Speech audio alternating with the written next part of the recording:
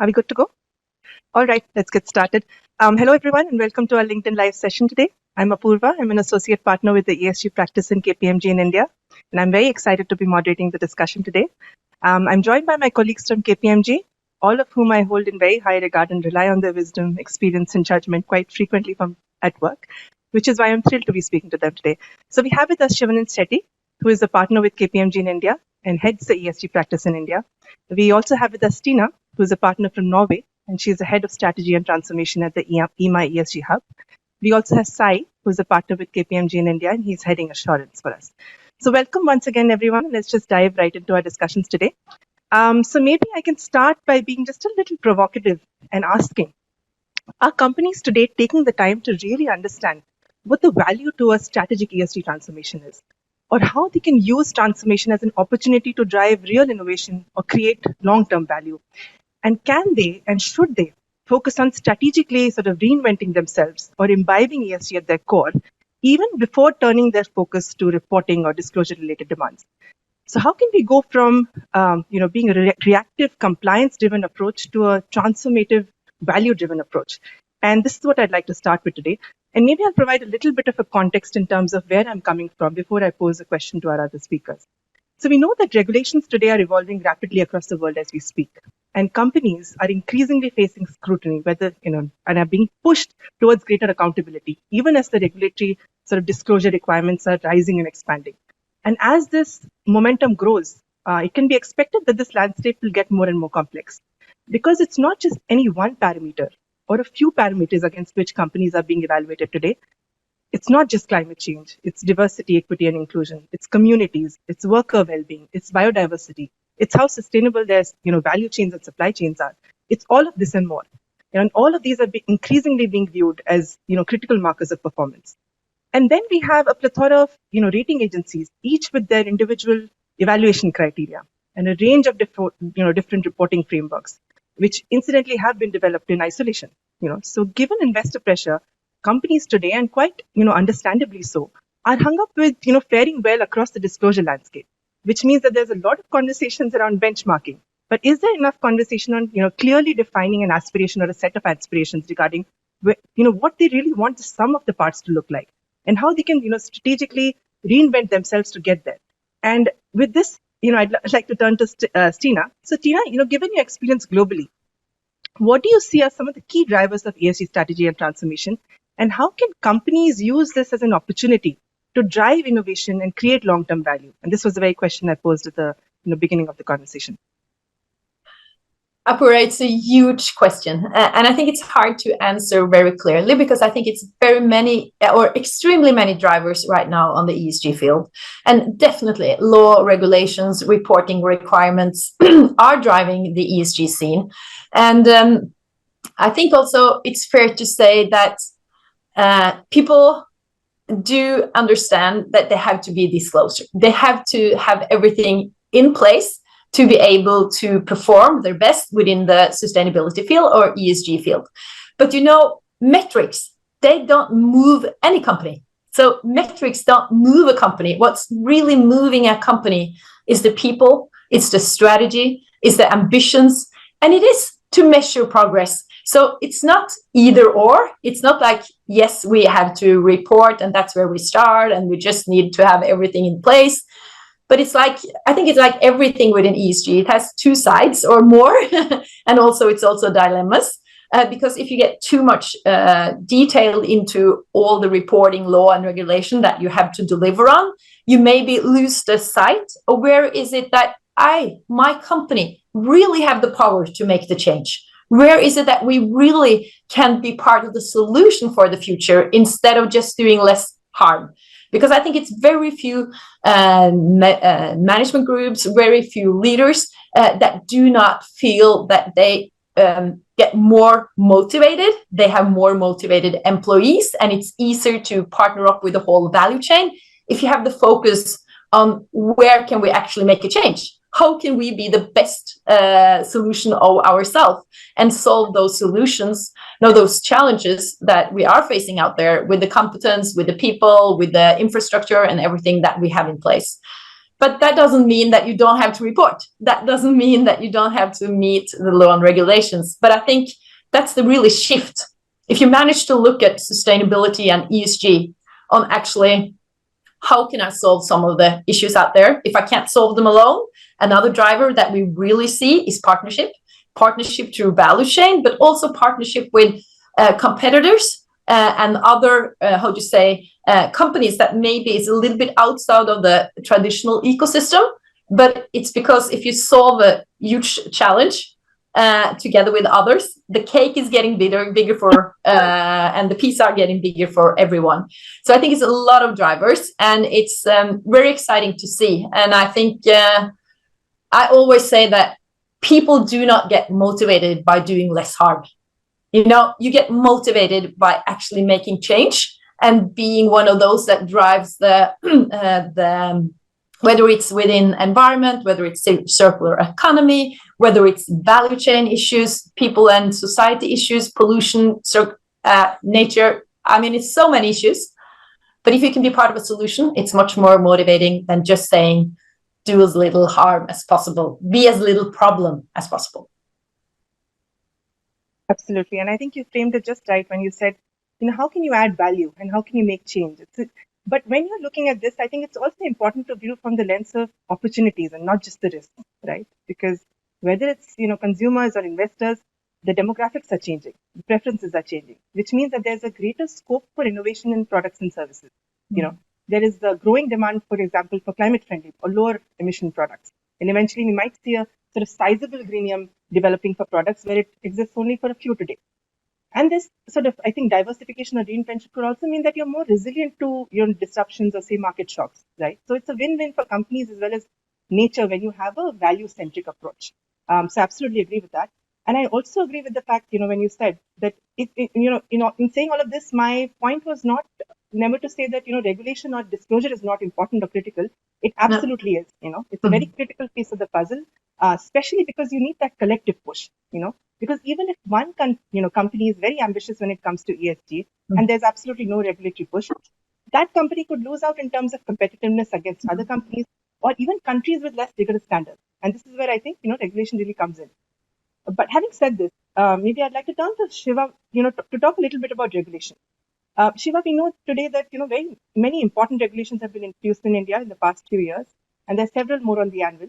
One such regulation was the BRSR, or the Business Responsibility and Sustainability Report, which is quite a significant expansion from the previous disclosure mandate. With CSR, several new requirements were introduced last year with the amendment to the Companies Act. On the climate side, India is looking to implement carbon markets. On the financial side, the RBI, the Reserve Bank of India, is looking at issuing, ESG-based lending guidelines. So given all of these developments that are taking place, what does the future of ESG look like for India, and what trends and developments do you anticipate in the coming years, including in the reporting and disclosure landscape? So from an India perspective, BRSR is actually playing a very important role because as compared to BRR, which was more qualitative in nature, BRSR is actually requires quantitative information that needs to be provided. And that's what is bringing in a change in the attitude of the management, because companies have to now go back, look at those material topics, quantifying it, validating it, and then reporting it, and set up very clear metrics and targets for the stakeholders. And this would all be visible to the stakeholders, and it has to be reported over annually. So this definitely is putting pressure on the organization to take ESG more seriously rather than earlier one, which was just a qualitative reporting. Having said that, the new regulations like on climate change, although there is no mandate right now to disclose with respect to climate change, but we have the central bank, which is RBI, which has recently put a position paper which highlights the fact that Indian companies would be highly impacted by climate change, because India is one of the most vulnerable country in the world, and there are several sectors which are exposed to climate change. So definitely we see Indian companies considering climate change seriously, looking at the risk, evaluating the risk, and we would see at some point of time the climate change related financial disclosure would be made mandatory.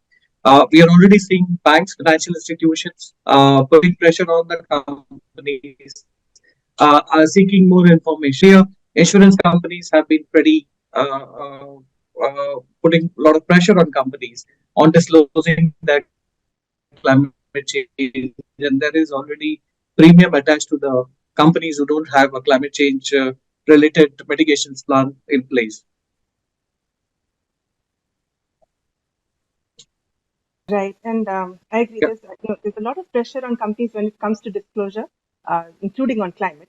And we can even imagine that the BRSR will, as it further expands in breadth and, as well as depth, as well as sectorally, that given that, you talked about the consultation paper that's come up from SEBI for comment.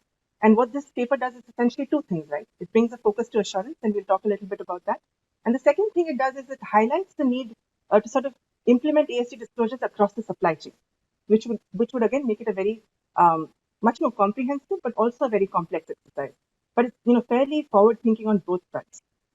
So there's a lot that's happening regulation wise, but we also know that there are a host of regulations globally that will also directly or indirectly impact our markets, including the CSRD or other EU regulations, or CBAM from the or the carbon border adjustment mechanism from the climate side, or other taxation regimes that might be introduced.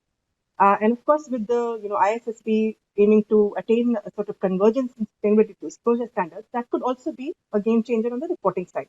So my question to Stine is, are there any critical trends and developments that you foresee globally that could be very important for us to consider as we plan for the future?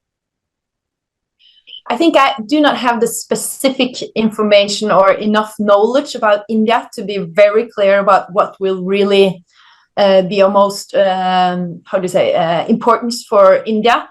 But I think what is happening globally, and just to add on what Shaba was just saying, is that you need to know the risk. You need to know all the financial risks.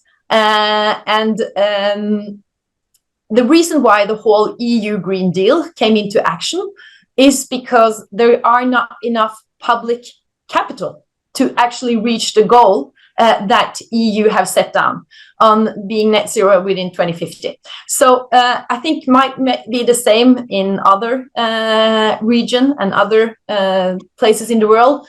It is not enough public capital. So you have to stimulate the private capital, and then you have to do it starting with the financial and insurance and all those markets that really can drive this forward. And what we see is, like, I wouldn't say it's a competition, but still, when US go out and launch their Inflation Reduction Act, so that European companies, they might even start their business in the US, because if they do it within the US, they will get much more support than what they will get in the EU right now. So I wouldn't say it is a competition, but maybe it is still, because we can say that maybe the US, they won the digital race, the innovation race for digital. Now we are in an ESG and technology, we could say, combined race of innovation, and EU really want to lead the way, and they're trying to answer out this Inflation Reduction Act, but I'm not sure if it's going to be implemented. And whether it's the CSRD, that stands for Corporate Sustainability Reporting Directive, it's one of the 10 task force within EU Green Deal. It's a lot of others. It's taxonomy, and it's a lot of others as well. You also have the TCFD, that's the Task Force for Climate Financial Disclosure, and now coming up the same on nature and biodiversity. So I think it's so many things that you have to disclose on, so many standards, and some are now being mandatory in many of the European countries and many other parts of the world. And I don't know all the law and regulations that you have, Shaba and Apurba, in your country, but I know it's just growing and growing. So we have to help our clients to find their best way through this environment, because it is challenging. And what is actually the most material to your company, like what is really where you can make the change, where is really where you are impact, it's going to be very, very important, whether you are in India or you are in US or you are in Asia, other places, wherever you are, it's going to be very important. Apurba, just to add to what Dina said, we've recently seen several Indian companies getting quite interested because it's going to impact the latest CSRD regulation. We recently, KPMG had a pharma sector related CSRD webinar, and I'd seen several Indian companies participating in that because because they are supplying to the European market, and they see the new regulations that's coming up in Europe is going to impact them. So there is quite a bit of interest, especially among the large Indian companies who have this ambition of competing in the global market. And a lot of these new regulations that's coming up in Europe and other parts of the world is definitely of interest, and it would have an impact on the Indian companies as well. Yeah. But I think that it's quite interesting, Shaba, the other way around as well, because I understand that a lot of is happening in India. And the European companies or the US companies or companies from other places in the world that wants to have their business growing in India also need the other way around. So I think it's more and more like a global collaboration that is really needed across regions. Even though one law and regulation is brought forward in one region, it needs to be understood in another one. Exactly. And if I can just chime in over there, Apurba, before you come in again. I think a lot of Indian multinationals and companies that are listed in other jurisdictions are also kind of getting impacted by this. So we have a number of Indian companies that are listed, let's say, in the US markets and are kind of governed by the US SEC. So while the US SEC is yet to come out with its latest set of climate rules, but I think they've already kind of put out a number of questions through comment letters to a number of companies, specifically to understand the impact of climate change, looking at transition risk, looking at physical risk, and so on. And they want very specific disclosures, even under the current regime, before the new rules kind of kick in. So I think a lot of Indian companies, especially that are listed in the US markets, are, I think, gearing up for that. Together with that, the UK TCFD requirements that Stine kind of alluded to, I think, again, Indian companies with large kind of operations in the UK, where some of their businesses are kind of getting covered as their public interest entities, I think those are getting impacted as well. And many of them are already on their way to trying to comply with the TCFD requirements. TCFD.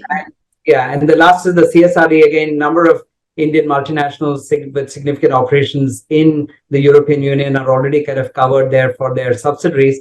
And I think 3 years down the line, even the ultimate parent company in India will get covered under the CSRD kind of reporting requirements. So I think many of these companies have already got these global regulations on their kind of roadmap. They're trying to see and assess and compare and contrast as to where the similarities are and where the differences are, and kind of actually gear for their kind of overall global compliance. I think also it's a really good thing with the CSRD. I actually call it a game changer because before, almost all the standards and framework that we have been working with, they have been historical. So it's what have you done? And you score on what you have done. But the CSRD also actually ask for the future results. So what's the strategy? How are you going to reach your strategy? What is the action points and how going you measure? So it's the governance part and a strategy part that is coming so much more into this framework, CSRD, and also within TCFD and ESSB. So I think that is actually a game changer. And where you started out this discussion, Apurba, regarding strategy, ESG, sustainability embedded in a business strategy, or misunderstand me, right? Or something besides to deliver on measurements, and disclosure. So it's all combined.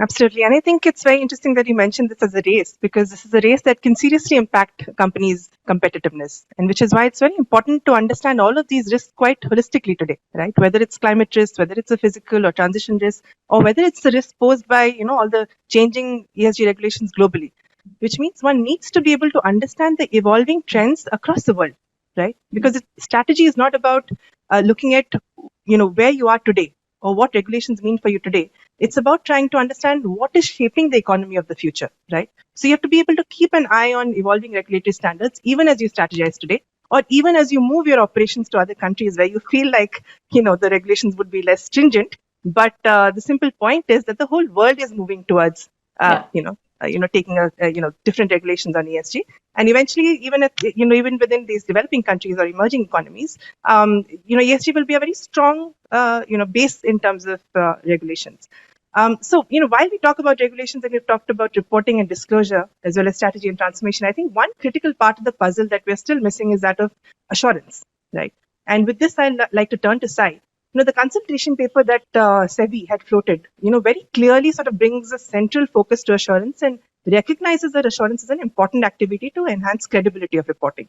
It also specifically draws out the distinction between, limited and reasonable assurance. It's like they're finally speaking our language.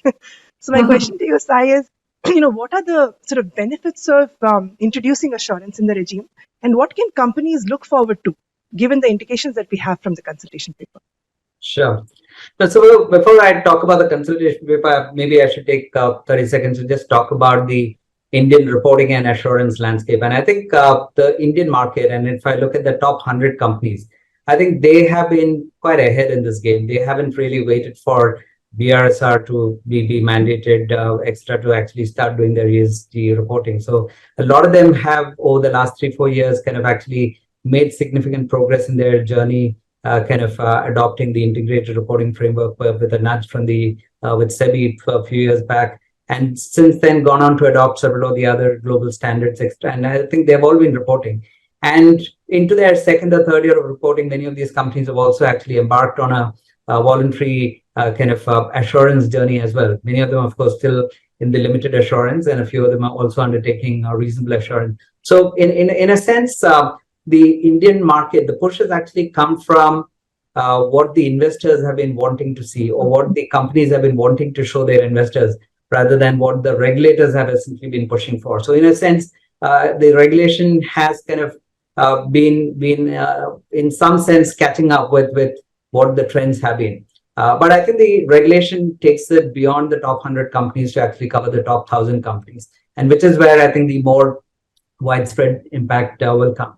And if you look at the consultation paper and where they talk about the need for assurance, I think it again comes from a lot of the global commentary and concerns that have been there. And I think what's also been kind of shared by the other regulators in terms of the risk of greenwashing.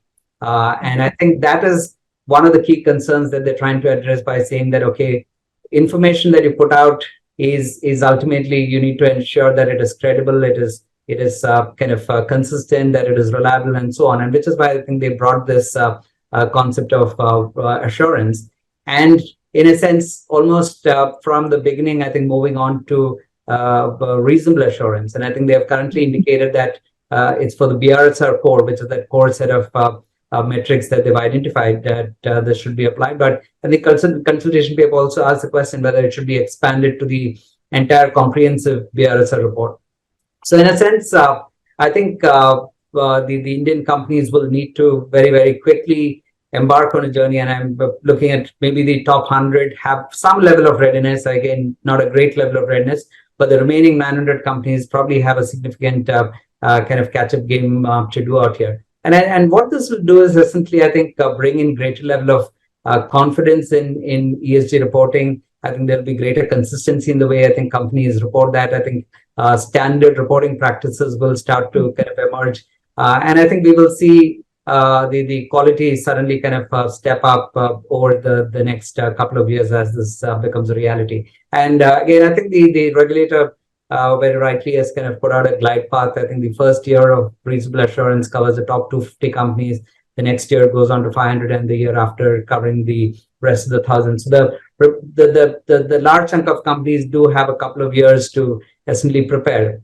And what this will essentially require is for them to focus on putting in place the systems, processes, and the people and technology to essentially kind of get ready for assurance. Because again, as we've gone through assurance engagements with a number of companies, we suddenly realized that I think on their financial reporting, they do have very, very robust controls as a whole, internal controls of financial reporting that's been kind of attested either under the IFC regime or the US SOX regime and so on. But when it comes to the non-financial reporting, it's numbers getting pulled out of emails, out of spreadsheets, etc. So there's no kind of real robust process in terms of how this information is getting captured how it is being compiled. And when you again look at global operations, etc., I think that's where it becomes fairly challenging. So ultimately, having that one version of the truth across the organization and kind of, I think, pulling that together and then subjecting that to assurance is going to be a kind of complex and challenging journey. But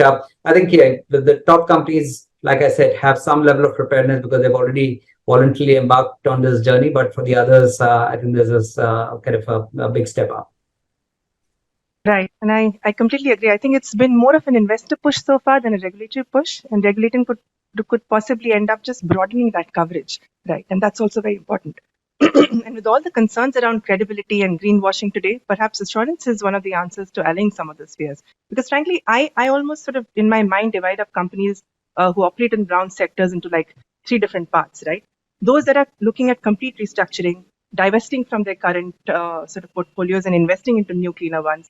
2, for example, those who are continuing to do what they do today, but in the medium or the long term, they intend on expanding their footprint to cleaner areas.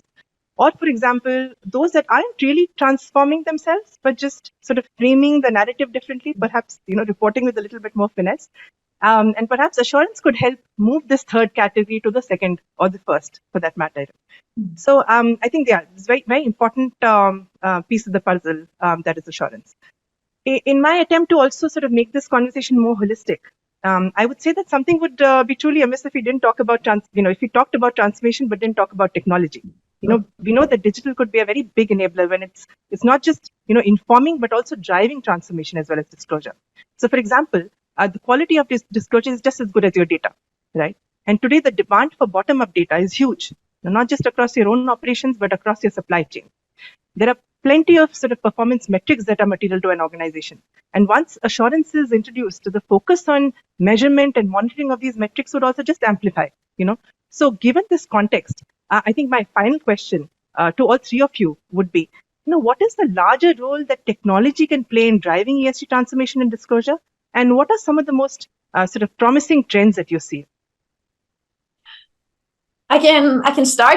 I think it's very important. And then Shiva, that's right. Okay, you start, Shiva, or no, go ahead, Stine. I think it's very important with the technology. It's no way you have transformation, which means change, without using technology. But I think at the same time, it's extremely important what Shai was talking about, because it's Excel sheets, it's people. So it's not technology or people, it's people that needs to use technology in the right way, and it needs to be developed. So in transformation, actually, people need to be educated to understand why the metrics that are asked for, why the data that is asked for is of so high importance. And I must say that a lot of the companies we work with, it is actually a really challenging thing just to make the baseline. To make the baseline so that you actually have the quality on the data for the baseline, to put out the goals, to really measure that you are moving in the right direction. Because if the data quality and if the baseline moves every year, it doesn't help very much. Then the assurance you are going to do, say, doesn't have much work, or it's really hard at least. So I think really transforming to become a more sustainable company, it is all about technology, but it's also about function, capabilities, competence, and understanding of the importance that it's not something behind core business. It's actually core business and how we're going to succeed and create value and innovation for the future. I agree with that, Apurba. Just as Sai and Stine said, companies setting up the baseline is a big challenge, especially because they really don't have the precedence. There was no focus on non-financial reporting, so they don't have the process in place. Getting the baseline correct, and then setting up those metrics and targets, measuring it, monitoring it, and then taking necessary action and reporting requires a lot of effort. And your plain Excel sheet would not help, especially when data is sitting across your operations, in some cases across the world. And then if you're looking at your supply chain, then you have those thousands of suppliers again across India, China, and other parts of the world. So managing, capturing, and managing and reporting this data is pretty critical. and that's where the new technology is playing a very important role. I mean, there are options like AI that's being deployed by companies to actually not only monitor the data but also take necessary action to improve the efficiency of the resources, energy, water, and other resources. So there are technology options again, where AI is playing role using options like smart cameras to predict safety incidents and take necessary mitigatory action. There are options like blockchain which are deployed for supply chain. Also, they are looking at blockchain for carbon credits. There are options that are being deployed to help companies to manage their data more efficiently. So definitely, technology is going to play a pretty critical role in especially building that transparency and trust across the stakeholders. Yeah, I can come in now. So I look at this as in two parts. So one is, I think, the more immediate short-term kind of way technology is going to play out with I think a number of systems recently getting integrated and kind of put in place to kind of capture a lot of the data on the ground. And so like Shiva was alluding to, I think there are a number of IoT devices extra that are being put out there to kind of monitor operations extra. I think there'll be efforts to try and see how we can capture data at source and kind of feed that into a more structured system. And maybe in the short term, it will be more like a bolt-on system to help manage your ESG reporting. But I think if we look at it in the medium term, you would actually see ESG reporting essentially kind of embedded as much into core ERPs like the financial reporting requirements. In fact, we had the opportunity to listen to one of the global leaders at one of the largest technology companies, probably an ERP that a good chunk of global corporates use. And they were saying they are not looking at ESG solutions as bolt-on kind of products that they develop.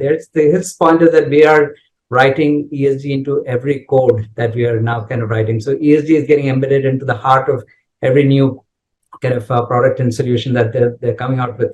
And I think the evolution further from there will also be as companies look at developing an integrated view between financial and ESG and non-financial reporting, etc. So in a sense, a lot of this information will need to kind of talk to each other, because an ESG kind of trend, an ESG kind of decision has significant financial reporting implications, etc. So I think putting in those linkages between all of these to also kind of start developing a more integrated view is how ESG will ultimately kind of play out. And in assurance, of course, you will see, just like the way today, a lot of audits, for instance, kind of get done using technology, using data analytics, kind of being able to audit 100% of the transactions or 100% of the data. I think we will see that kind of that trend also kind of emerge with ESG as the quality of the data and systems, etc., kind of improve over time. Absolutely. I think all very important points, and I'll attempt to summarize them very quickly. So in short, people are central and need to be at the heart of transformation, whether it's functional capabilities, competence, and a shared vision. Digital is very important from the data perspective, like Shiva said, including capturing data across the supply chain, not just to capture your baseline or operation data, but also to be able to make decisions. And, like Sai, you talked about the need to integrate with a structured system. And in the medium to longer term, perhaps embed it into your ERPs, not as a sort of bolt-on product, but truly imbibing it as within the core of every service or solution, right? And also what you touched upon in terms of the integrated view between financial and non-financial sort of parameters is also very important to develop. And maybe something that I could add from my side is, as a critical sort of driver of success, is also increased collaboration, right? You don't have to build every capacity on your own. At KPMG, we have partnerships with so many tech companies. We've been mentoring so many startups that are pushing the envelope when it comes to either, helping a company monitor their operations on a real-time basis, or helping them, optimize, or to even helping you make decisions for the future. So if as a corporate you open yourself up to interesting partnerships, that could also be quite a game changer, right? So I think with this, we're almost almost at time, and it's been a super engaging conversation. I won't even attempt to sum up the entire conversation, given how much we managed to cover in the short span of time. But as usual, it was wonderful interacting with all of you, and thank you so much for your time. And of course, thank you to our viewers for watching us. Thank you. Thank you.